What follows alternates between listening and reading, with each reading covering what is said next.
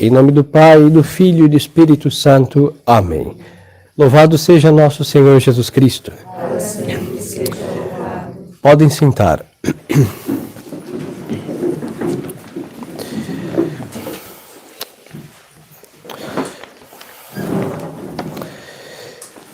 Estimadas almas, nós, nesse dia 5, data fixa, festa de Santa Águeda. Ela se chama, em português, Águeda ou Ágata. Tanto faz. É a mesma santa. Como Luzia, em latim, Lúcia. Mas também Lúcia, creio que tem uma Santa Lúcia que não é Santa Luzia. No caso dela, não, Ágata e Águeda, a mesma santa. Ela é uma das heroínas da igreja primitiva, cuja intercessão é evocada também diariamente em todas as santas missas. Na Santa Missa que estamos assistindo, nós temos mencionado santos fixos, todas as santas missas. Os 12 apóstolos, no cânon, quando o padre, depois dos santos, começa a rezar em voz baixa.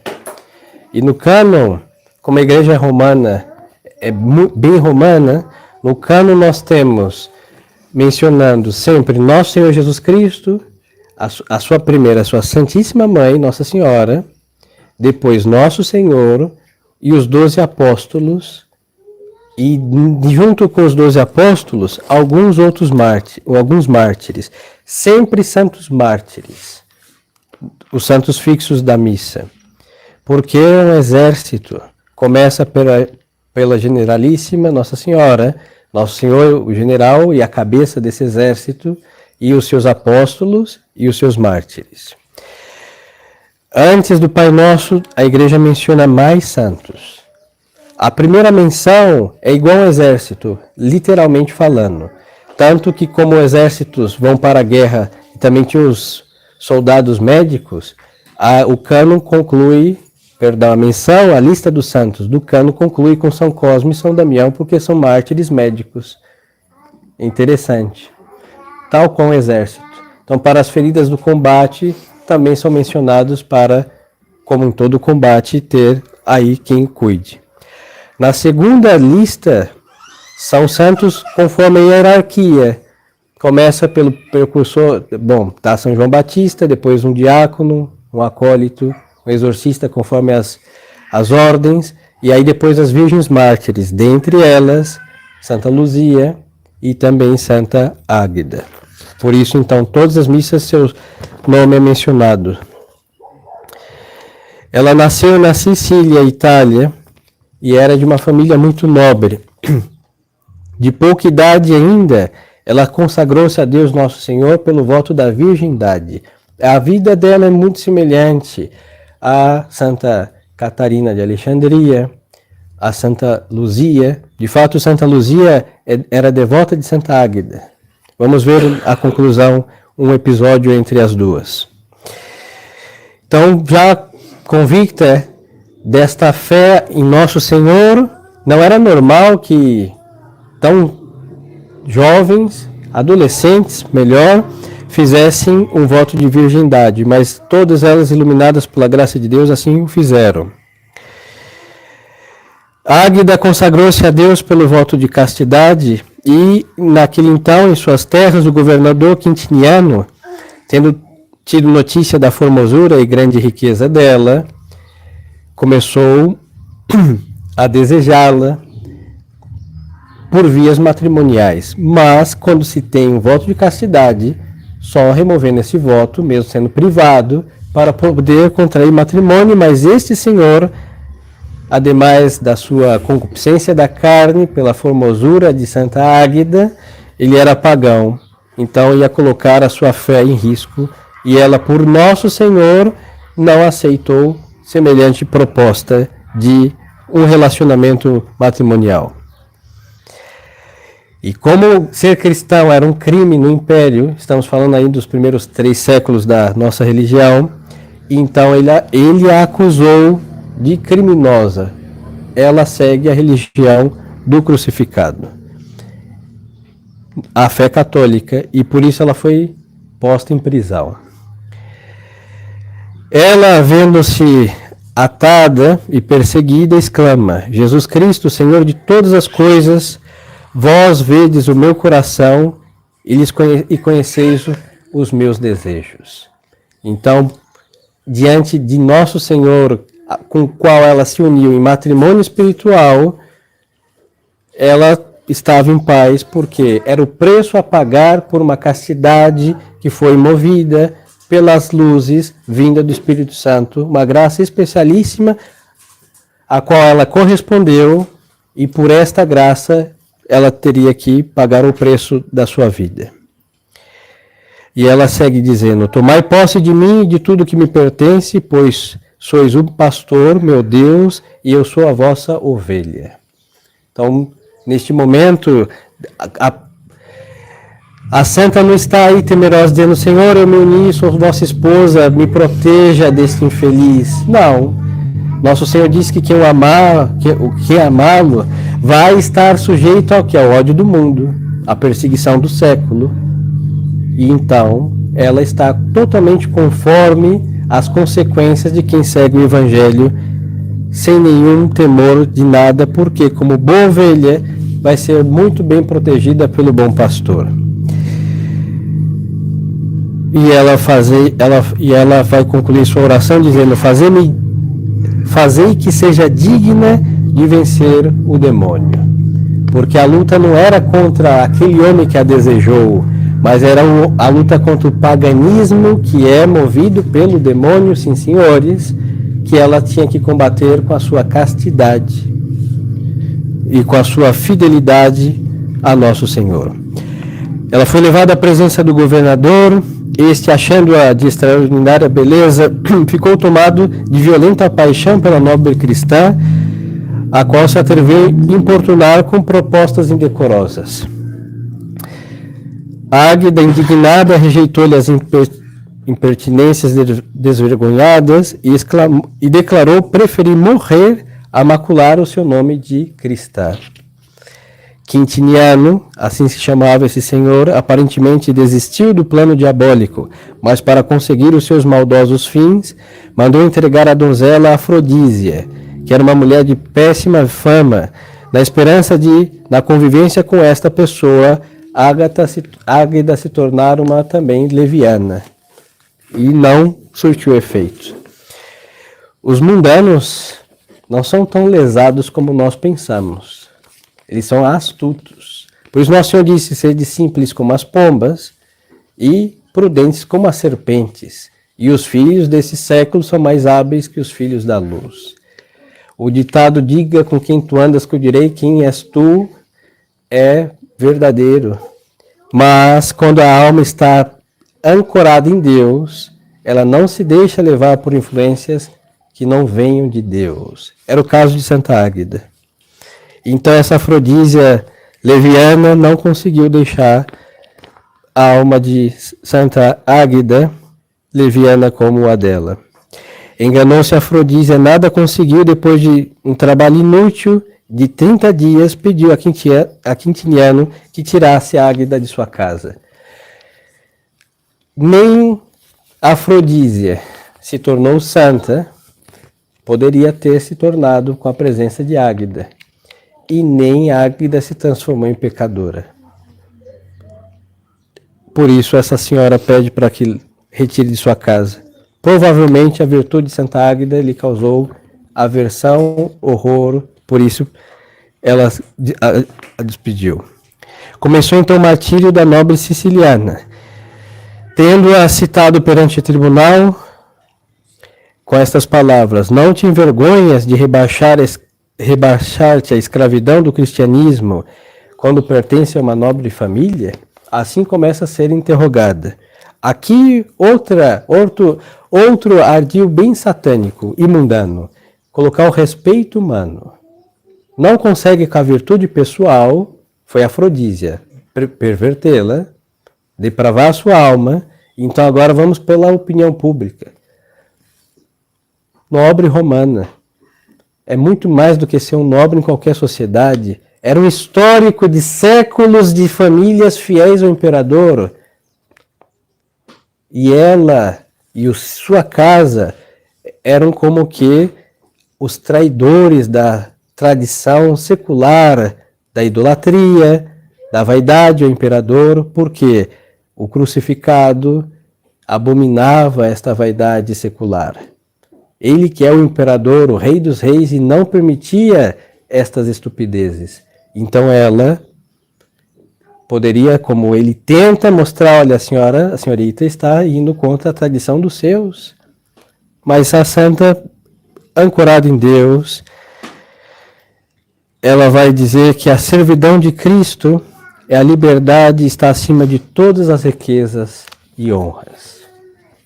Assim que ela não se importou nem um pouco com esta acusação de trair a multissecular, sei lá quantos séculos e séculos e séculos das tradições dos seus que a precederam.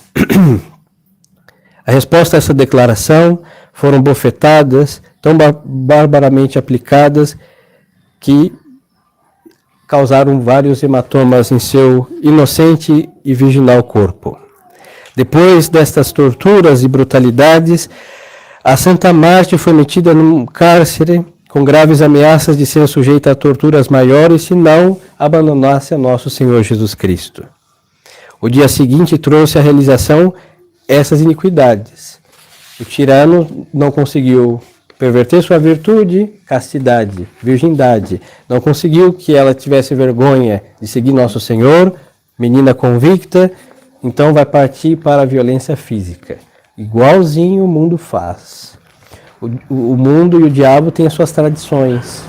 Então vai partir para a violência. E ela tampouco não está nem aí. Nosso Senhor diz para temer quem pode lançar nossa alma na geena, no inferno, e não para quem pudesse tirar a nossa vida. E ela está convicta disso. O tirano ordenou que a donzela fosse esticada sobre a catasta, os membros lhe foram desconjuntados e o corpo todo queimado com chapas de cobre em brasa, e os peitos atormentados com torquesas de ferro e depois cortados. E isso foi feito nessa ordem. Então lhe amarraram os pés e braços desconjuntados, depois o tirano vai lhe judiam os peitos, arrancam, e membro muito sensível, as mulheres, a dor, estamos falando de uma menina de 13, 14 anos de idade. E referindo-se a esta última brutalidade, aos seus peitos, Santa Águeda diz ao juiz: não te envergonhas, exclama, de mutilar na mulher o que tua mãe te deu para te aleitar? Pois é. E o infeliz não tinha vergonha. Esta é a causa pela qual o mundano está sujeito a qualquer coisa para a glória do mundo. Não tem vergonha. Após essa tortura crudelíssima, Águeda foi novamente à prisão, entregue às suas dores, sem que lhe fosse administrado o mínimo lenitivo. Mas Deus é bom Pai. E acontece que o Senhor São Pedro, apóstolo, apareceu para ela e vai fazer tudo o que os outros não fizeram. Consolar suas aflições, curar as suas chagas, inclusive o seu peito, e dar mais valor e encorajá-la a chegar até o extremo, que era morrer blindada em Deus. Deus, que confunde os planos dos homens, vem em auxílio da sua pobre serva, enviando aí o Senhor São Pedro apóstolo, que vai elogiá-la, felicita a sua firmeza e animou a continuar impávida no caminho da vitória. A nossa vitória está em morrer em conformidade com o Evangelho de Nosso Senhor. Isso que ela vai fazer. A visão de São Pedro desaparece, a Águeda, com muita admiração, viu-se completamente restabelecida. Restabelecimento físico e da sua alma, porque, olha, não é falta de fé, mas a alma fica com as suas... Somos um todo, somos corpo e alma. As aflições do corpo vão à alma, e as aflições da alma também repercutem no corpo. E de todas elas, São Pedro, por vontade de Deus, livrou a alma desta gloriosa santa. Cheia de gratidão, ela começa a cantar e louvar a bondade de Deus. Então imagine a confusão de um romano, hein? Depois de ter esticado, desconjuntado, mutilado os peitos dessa jovem, de repente ela está cantando salmos e hinos na prisão. Pois é, a fortaleza dos fortes, segundo Deus, confunde os fortes que são fracos do mundo aos olhos de Deus nosso Senhor. As companheiras de prisão de Águida aconselharam que fugisse, aproveitando a ocasião tão propícia para isto. Ela estava sã e salva, totalmente curada, mas Santa Águida respondeu: Deus me livre. Isso para nós, lição de vida, regra. Deus me livre de abandonar a arena antes de ter segura em minha mão a palma da vitória. Vergonha, hein, para nós. Quem não quer ser livre da dor de cabeça, que não é nada em ter uns seios mutilados, das aflições econômicas e de tantas coisas que diante dessas torturas não são nada mais que carícias. Então esse é o espírito católico, hein? Se ela fosse da universal do reino de Deus, Deus curou, Deus resolveu, tchau Deus, minha vida continua. Pois nós não somos assim. Nós temos que só estaremos com a missão cumprida quando estivermos crucificados. Esse é o espírito do catolicismo. Deus me livre de abandonar a arena antes de ter seguro em minha mão a palma da vitória. Martírio, sangue derramado, vida concluída com heroísmo. Passado 4 dias, foi novamente apresentado ao juiz. Este não pôde deixar de se mostrar admirado, vendo-a completamente restabelecida. Mas não remonta ao Deus que ela serve. Não, porque tem coisas, tem maldades humanas, que mesmo constatando os dedos de Deus, mas eles não abrem as suas almas para Deus. É a soberba deste mundo. Quanto mais verem a intervenção de Deus, mais eles vão ficar longe de Deus por causa da soberba. Então Águida disse-lhe: Vê e reconhece a onipotência de Deus a quem adoro. Foi Ele que me curou as feridas e me restituiu os seios. Como podes, pois, exigir de mim que o abandone? Não poderá haver tortura, por mais cruel que seja, que me faça separar-me de meu Deus. Isso é magnífico, hein? E ela segue lá, disposta a que o verdugo cumpra até o final o que havia estabelecido. Mas com a finalidade de separar de Deus, ela não vai permitir por sua fé. O juiz não se conteve, deu ordem para que Águida fosse rolada sob cacos de vidro e brasas. Torturas romanas, hein? Eles eram muito criativos e assim fizeram. No mesmo momento, a cidade foi abalada por um forte tremor de terra. Uma parede bem perto de Quintiniano desabou e sepultou 2 de seus amigos.